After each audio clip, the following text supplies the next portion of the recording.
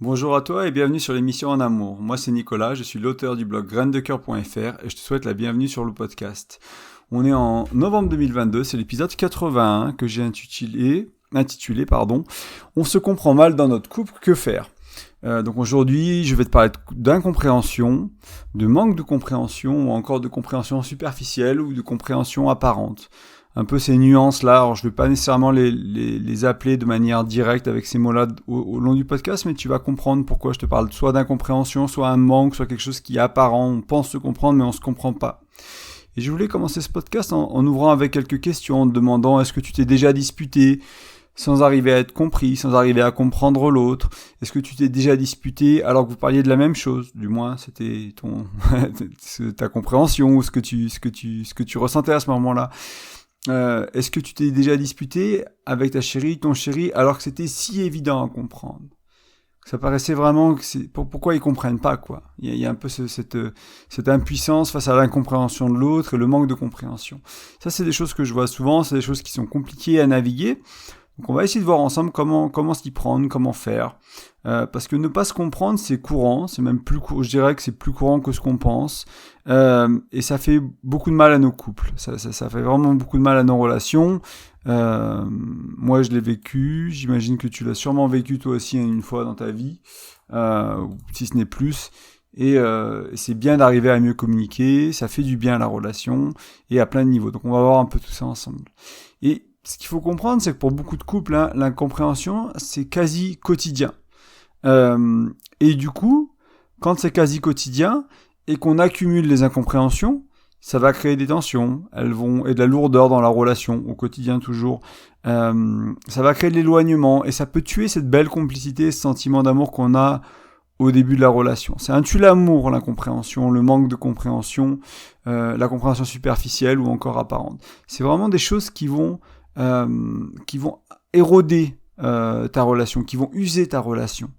Et voilà, donc pour moi c'est vraiment essentiel, parce que ce que je trouve intéressant dans le couple, une des choses que je trouve intéressant, c'est quoi faire, qu'est-ce qu'il faut mettre en place pour que, avec le temps, la relation ne s'use pas, la relation se nourrisse, la relation grandisse, la relation s'élargisse, elle soit plus belle, au lieu que ce soit au lieu d'aller vers quelque chose de réducteur, on va dire, ou de moins, on va vers quelque chose de mieux, de plus, de différent qui nous correspond mieux.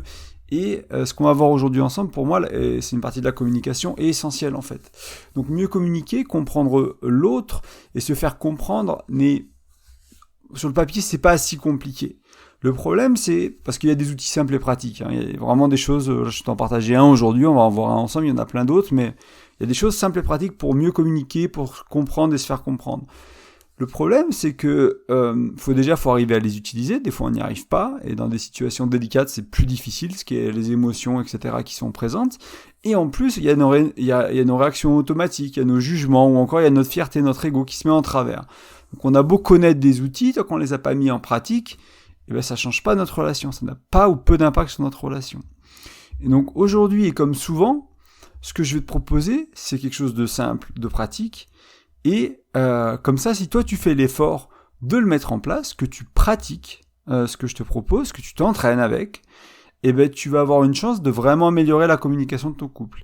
Et c'est encore mieux si vous écoutez ce podcast à deux, toi et ta chérie, toi et ton chéri, l'un après l'autre, ensemble, peu importe, que vous discutiez de ce contenu-là, que vous dites, j'ai appris ça dans ce podcast-là, qu'est-ce que tu en penses, comment on le met en place?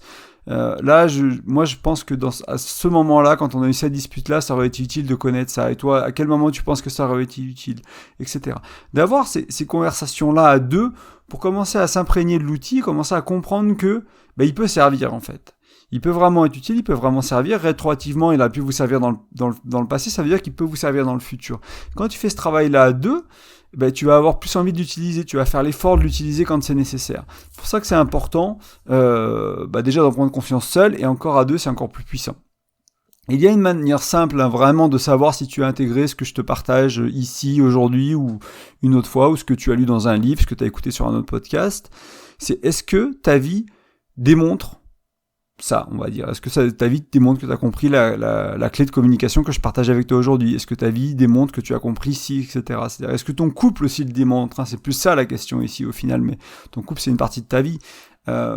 Car quand on travaille sur soi, quand on fait du développement personnel, quand on passe par du coaching, quand on fait de la thérapie, de la psychologie, ce qui peut être problématique, c'est qu'on accumule des connaissances, on accumule mentalement des outils, sans que ça change notre vie, sans qu'on les mette vraiment en pratique. Alors mon invitation, à moi, c'est vraiment quand tu trouves un outil qui peut te paraître utile pour ton couple, c'est vraiment de l'utiliser. Et ce que je te propose aujourd'hui, c'est une fois que tu vas le comprendre, ça va être de l'utiliser, de le mettre en place, jusqu'à ce que tu sois bon, jusqu'à ce que tu sois très bon avec, jusqu'à ce que ça serve ton couple, et éventuellement ta vie plus largement, parce que ce que je vais t'amener là, c'est pas que utile pour ton couple, ça peut te servir dans toutes les autres relations de ta vie, en fait, tout simplement, vu que c'est de la communication. Et si tu vas pas, parce que le problème, c'est si tu vas pas jusque-là, si tu deviens pas bon à utiliser l'outil qu'on va voir ensemble, ça va pas changer grand-chose pour toi. Donc tu vas avoir écouté ce podcast, peut-être 15 autres, peut-être 30 autres, lu des livres, des choses de communication, de CNV, de couple, de relations, de sexualité, etc. Puis tu vas rien mettre en place ou mettre en place à moitié, ça va pas te servir, ça va pas te faire avancer. Ça va pas transcender, ça va pas changer vraiment, ça va améliorer un peu, il y a des petites choses qui iront mieux. Mais au final, tu auras plus ou moins la même relation, tu auras plus ou moins les mêmes problèmes. Et ça va pas changer. Donc vraiment, c'est quelque chose que j'aimerais souligner dans ce podcast aujourd'hui, qu'on va avoir qu'une clé. Des fois, on en voit 5, des fois, on en voit 7, des fois, on en voit 10. Aujourd'hui, on voit qu'une seule chose. Par contre, c'est essentiel. Et par contre, si tu fais pas l'effort d'être au moins bon avec, ben c'est compliqué pour toi. Pourquoi t'écoutes le podcast ? En gros, si tu cherches pas à appliquer ce que je te partage, genre oui, tu peux te dire, moi je connais ça, j'écoute Graines de Cœur, super, ou en amour pour le nom de l'émission, etc. Mais si ça change pas ta relation, moi j'ai pas réussi ma mission, entre guillemets. Mon but, c'est de t'aider à ce que ta relation, elle s'améliore. Il y a que toi qui peux le faire. Moi, je peux pas le faire pour toi. Par contre, je peux t'aider à trouver des bonnes clés, des bons outils, à partager mon expérience, partager mes lectures, de ce que j'ai appris dans les stages, etc., dans mes thérapies perso, et comme ça, tu vas pouvoir utiliser tout ça, le mettre au service de ton couple et avancer. Donc ça me paraît essentiel de le poser, avant qu'on voit la clé, et d'ailleurs c'est la partie suivante du podcast, on va voir la clé ensemble. Et la clé, elle est assez simple aujourd'hui, c'est prendre le temps de définir les mots qu'on utilise. Ça, c'est comme si en gros, l'idée ici, c'est de créer un dictionnaire avec ton ou ta chérie, des mots importants, des mots qui posent problème dans la relation, des mots qui causent des conflits, et des mots importants. Parce que ça, déjà à ce stade, il y a des gens qui vont dire, c'est simpliste, je connais déjà, c'est enfantin, il a pas autre chose à me proposer. Et en fait, ça pourrait même paraître chiant pour certains, ceux qui n'aiment pas communiquer, ils vont se dire, c'est bon, si je dois tout expliquer, c'est pas vraiment ce que je propose, et maintenant c'est ce que je propose aussi, donc on va l'explorer un peu plus en détail, on va voir un peu les nuances de ce que je propose, que je t'invite, mon invitation d'aujourd'hui. Mais l'invitation, c'est aussi de définir un peu plus souvent, un peu mieux, voilà. Parce que ça peut vraiment éviter des tensions, des engueulades, des problèmes. Au moins faire ça. Et puis après, si vraiment... imagine-toi que pendant 2 ou 3 ans, tu as vraiment défini ce qui était important. C'est-à-dire que quand tu dis des mots dans ton couple, toi et ton chéri, vous les comprenez de la même manière. Il n'y a pas d'ambiguïté, il n'y a pas de dispute autour de ces mots. Ces mots, ils veulent dire quelque chose de précis. Et on va voir plein d'exemples. Et pourquoi ? Donc, on va voir pourquoi il faut définir les mots que tu utilises, en fait. La base de bien communiquer, c'est se comprendre. Se comprendre, si on ne comprend pas les mots qu'on utilise, ça commence mal. Je sais pas si toi t'arrives à comprendre quelqu'un qui utilise des mots que tu comprends pas. Moi je sais pas, des fois je lis des lectures un peu scientifiques, j'écoute des podcasts un peu scientifiques sur la santé, sur le bien-être, sur le jeûne, sur l'hormèse, etc. Et des fois quand ça va trop en profondeur dans ce qui se passe dans le corps, de manière chimique, les hormones, les trucs, tout ça, je comprends globalement ce qui se passe, mais je comprends pas la granularité, je comprends pas la finesse des choses, quoi. J'ai pas un background scientifique, donc je comprends les grandes lignes. J'arrive un peu à le réexpliquer à quelqu'un, mais de manière maladroite. C'est pas assez, en fait, dans le couple, si la communication, c'est ça. Si c'est une manière maladroite, si on comprend pas un peu la communication en finesse, l'univers de l'autre en finesse, c'est pas assez pour que ce soit fluide, c'est pas assez pour qu'il y ait moins d'engueulades, c'est pas assez pour que ça se passe beaucoup mieux, en fait, en termes de communication. La communication, ça découle, toute la relation dépend de la qualité de la communication, en fait. Il y a des gens qui se parlent pas, mais ils se sont bien trouvés, et c'est des exceptions. La majorité d'entre nous, on va devoir apprendre à mieux communiquer.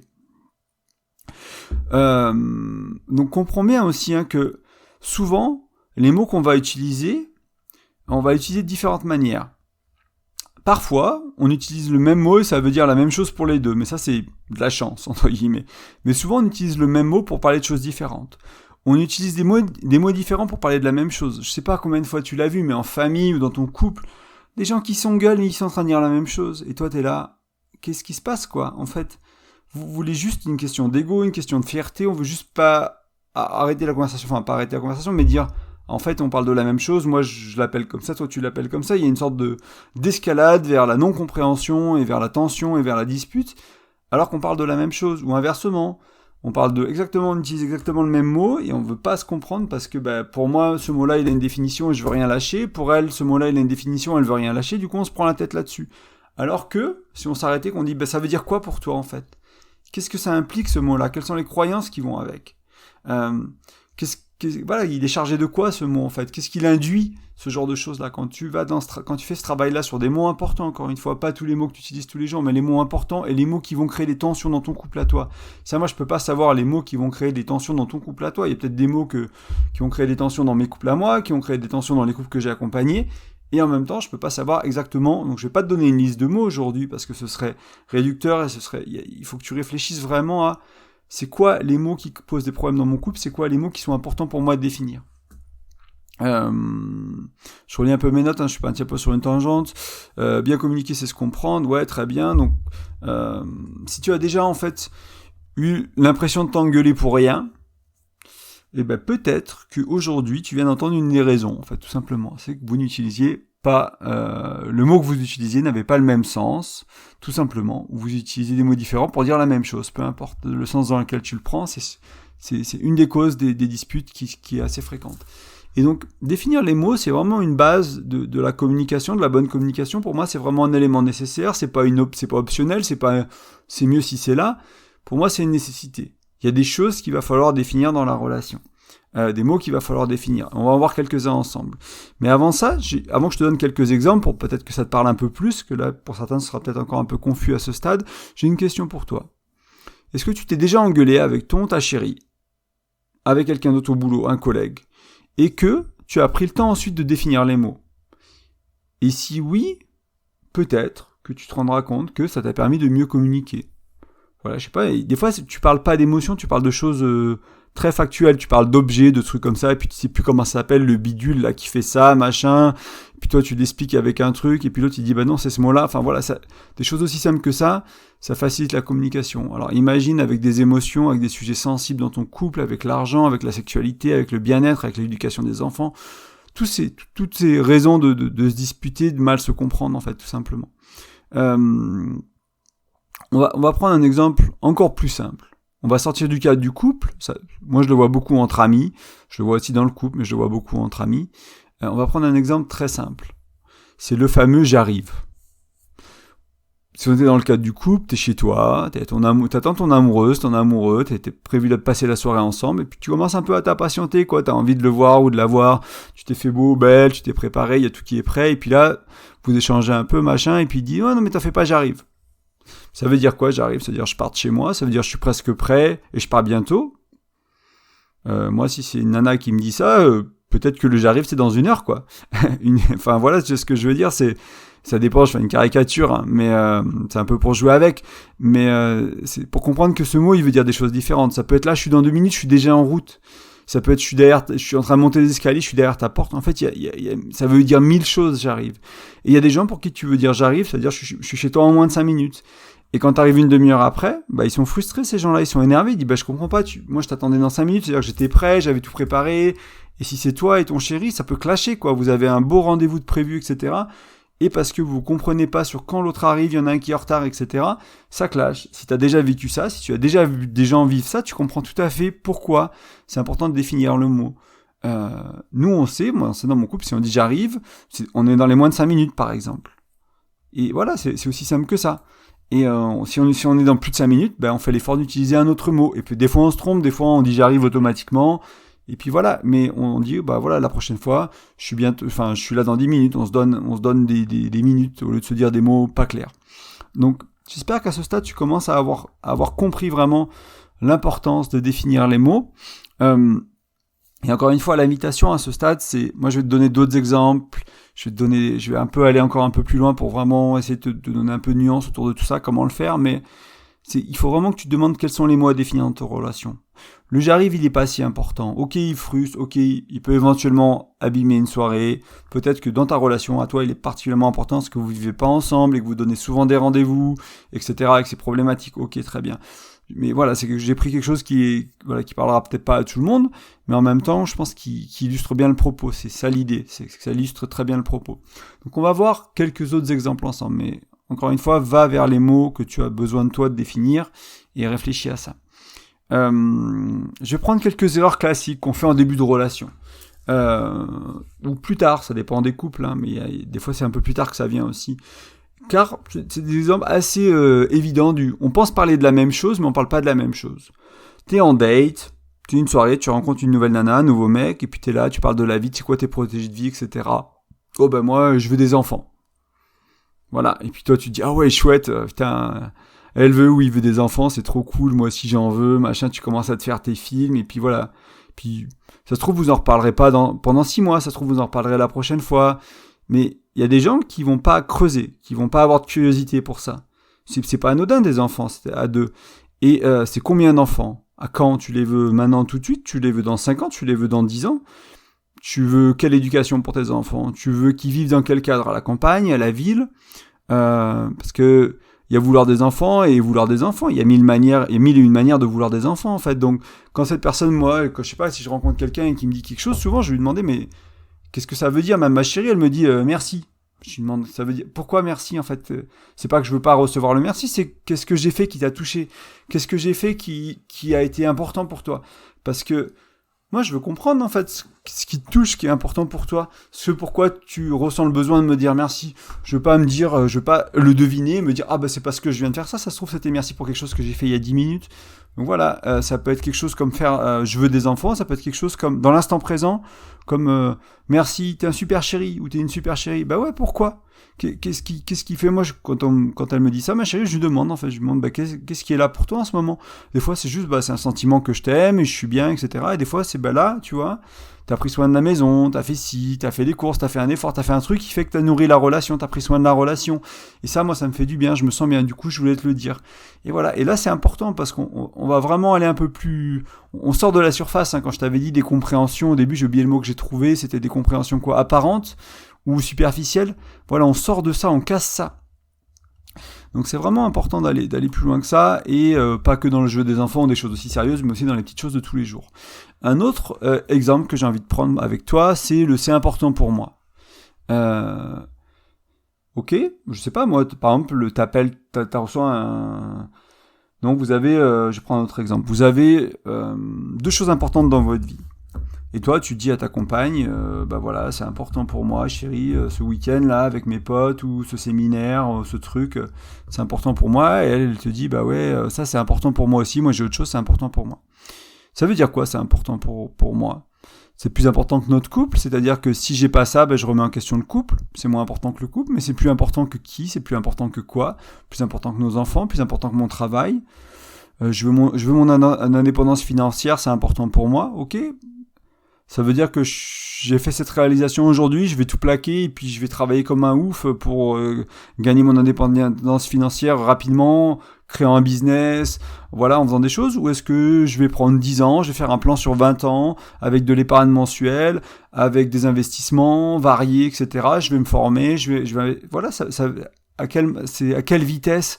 Enfin, cette notion d'importance, ça peut mettre de l'urgence, mais il y a une urgence maintenant tout de suite dans les 2 secondes qui suivent, ou dans la semaine, ou dans les 10 ans à venir, en fait. Voilà, ça peut être... j'ai ce désir maintenant, j'ai envie de toi, c'est important pour moi. Ok, ça veut dire quoi? Donc vraiment, c'est prendre le temps de commencer, parce qu'à travers un c'est important pour moi, à travers un je veux des enfants, à travers un merci, quand tu prends le temps de le décortiquer, et avec légèreté, avec humour, avec bienveillance, avec accueil, tu vas vraiment commencer à comprendre l'univers de l'autre. Tu vas vraiment commencer à comprendre c'est qui ton ou ta chérie, il y a qui derrière ces mots, il y a qui derrière cette personne. En fait, tu vas vraiment commencer à comprendre de quelle manière il voit le monde et comment il voit le monde, en fait. Et ça, c'est vraiment pour moi super riche. Hein. Ça, c'est un point de la conclusion. Je vais le mentionner brièvement ici, mais je voulais aller vers la conclusion un peu plus loin. Cette idée de de vraiment avoir cette curiosité dans le couple. C'est l'une des raisons pour lesquelles les couples heureux et épanouis le restent longtemps, ceux qui sont ensemble pendant longtemps et qui restent heureux et épanouis, c'est la curiosité. Et cette curiosité du tous les jours, mais en fait, c'est quoi qui t'a touché là?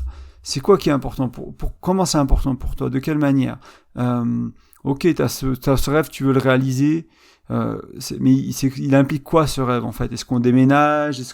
Comment on vit? Enfin, voilà, prendre le temps d'avoir de la curiosité, pas prendre les mots pour ce qu'ils sont ou pour la projection qu'on donne à ces mots. On a tous eu des relations qui ont mal tourné parce qu'on s'est dit bah ouais, moi tu veux quoi? Tu veux de la communication bienveillante? Ah ouais, moi aussi. Tu veux ci? Ouais, moi aussi. Tu veux ça? Ouais, ah, t'aimes la musique? Ouais, moi aussi. Puis en fait, l'autre, il aime écouter de la musique sur Spotify, ce qui est mon cas. Tu me demandes t'aimes la musique, je vais te dire oui, je vais l'écouter sur Spotify. Et il y a une personne qui va dire bah moi je suis dans une bande, je joue 3 fois par semaine, je vais chanter sur scène. Et bah le j'aime la musique, c'est pas vraiment la même chose en fait. Son j'aime à lui, il est beaucoup plus fort que mon j'aime à moi. Et pourtant, on peut s'être rencontrés, et puis on s'est dit, bah voilà, on aime tous les deux la musique, c'est cool, on partage quelque chose, tu vois, ça peut être un futur pote aussi, des fois tu rencontres un pote, une copine, etc. Et voilà, donc ça peut être vraiment important d'avoir cette définition des mots. Et maintenant que tu as quelques exemples, maintenant que tu comprends à peu près l'intérêt de mon propos aujourd'hui, de mon invitation, de la clé que j'aimerais partager avec toi, peut-être que tu arrives à comprendre les sources, à voir, à entrevoir, quelques raisons de l'incompréhension de ton couple en fait. Ou notamment celle où définir les mots, ce sera utile, tu vois. Moi, je sais pas, le bien-être de nos enfants, il est important. Ben oui, ça veut dire quoi le bien-être de nos enfants? C'est le bien-être physique avec de l'argent et tout, c'est émotionnel, c'est qu'ils soient comme ils ont envie d'être et pas qu'on les formate à rentrer dans un moule. Ça veut dire quoi en fait? C'est ce que dit la pédiatre et la prof à l'école, enfin c'est ce qu'on veut nous, c'est quoi le bien-être par exemple, ce genre de choses là, j'ai des petits exemples comme ça qui viennent. Moi, mon expérience à moi, c'est que c'est souvent utile de définir les mots, surtout sur les choses indispensables, surtout sur les choses qui prennent la tête, qui créent des tensions. Donc ces deux choses-là, vraiment ce qui est essentiel pour toi et ce qui crée. Donc pour moi, un peu en conclusion, on va voir plusieurs choses que j'aimerais t'amener pour vraiment t'aider à comprendre, peut-être lier le tout et essayer de vraiment t'aider à comprendre pourquoi ça me paraît si important. C'est déjà une manière d'amener plus de conscience dans son couple, davantage de compréhension.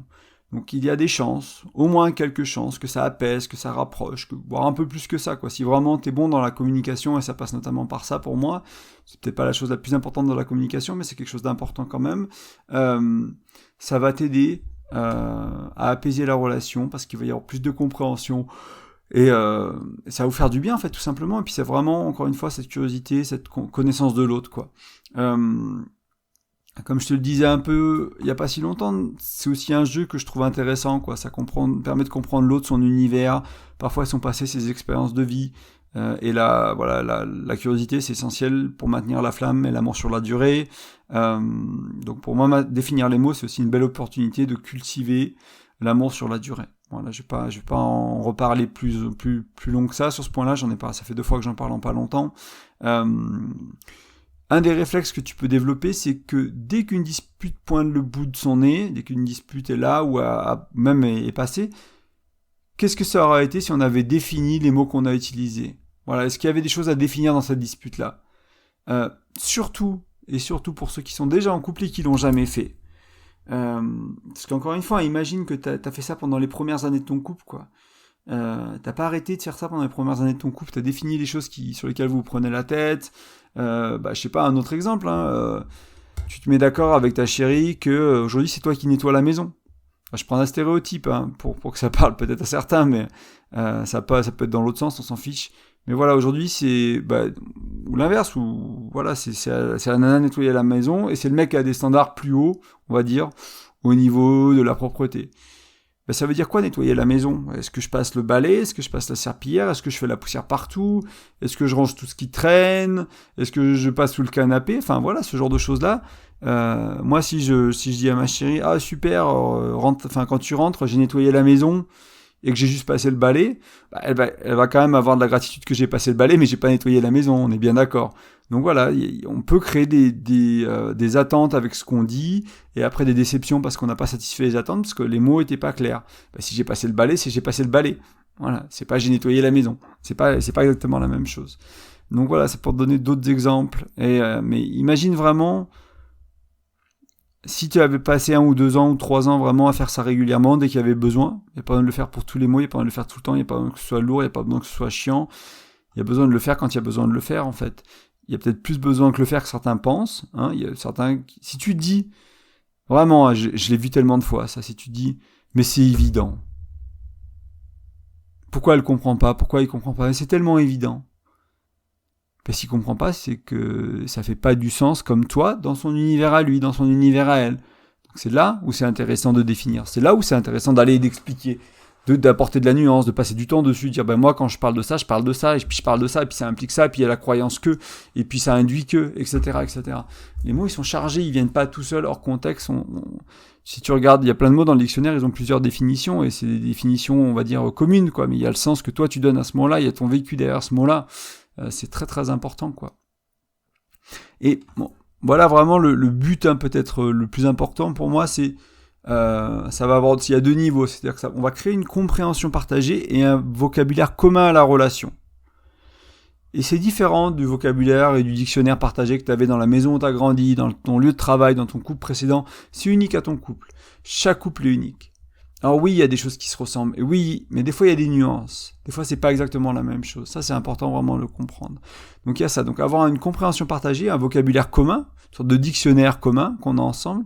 Et ça permet d'aller et de créer, de développer, de cultiver une culture de la compréhension et de l'ouverture. Et ça qui est essentiel pour moi. C'est quand tu as des outils, et ça c'en est un que je te propose aujourd'hui, il y en a plein d'autres.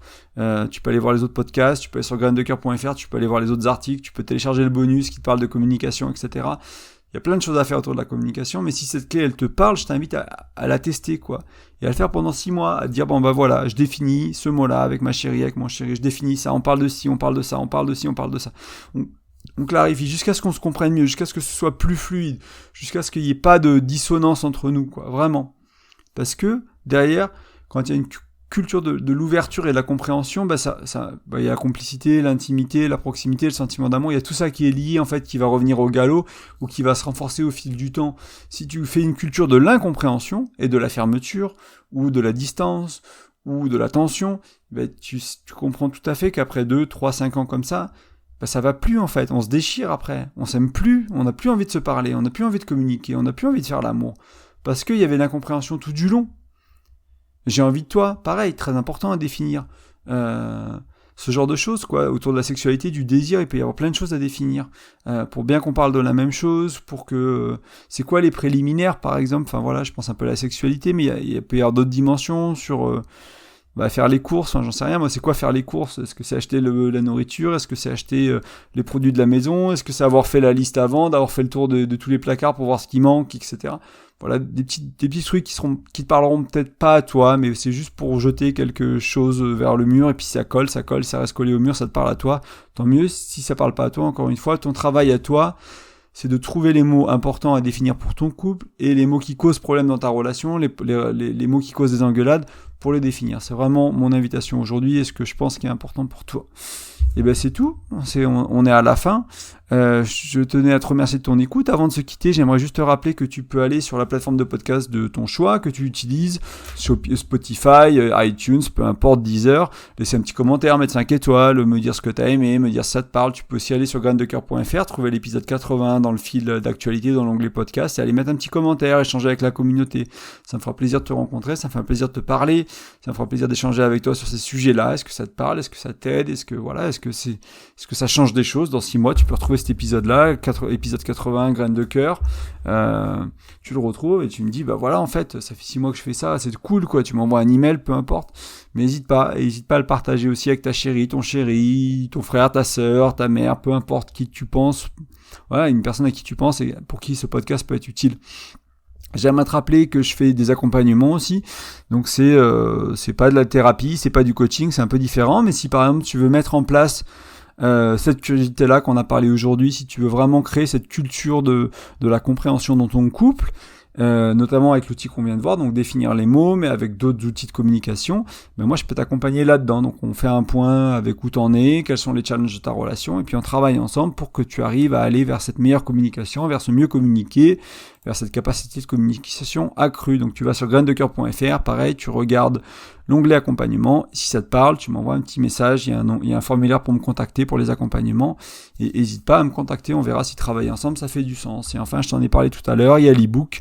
C'est 5 outils de communication pour mieux communiquer, pour moins disputer. Donc tu vas sur graindecoeur.fr, tu laisses ton prénom et ton email dans un des formulaires de capture. Et ensuite, comme ça, tu rejoins ma newsletter, tu reçois un lien pour télécharger cet e-book tout simplement, et après tu peux en profiter, c'est gratuit, c'est moi qui te l'offre, c'est mon cadeau à toi pour t'aider à mieux communiquer, pour vivre une relation de couple plus épanouie. Je te remercie encore une fois de ton écoute, je te dis à très bientôt, ciao.